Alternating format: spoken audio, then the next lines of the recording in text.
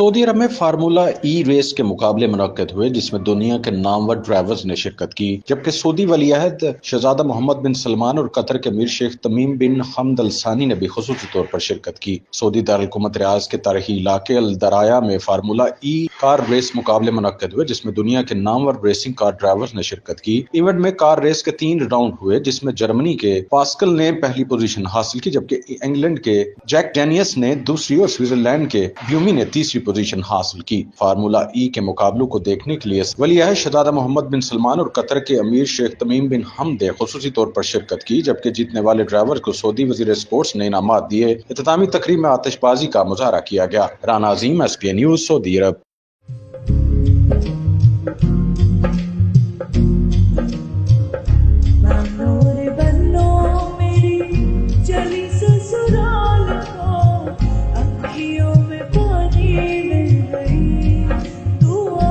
سیٹھیز life style stores, نسل در نسل خوشیوں کے ہم سفر۔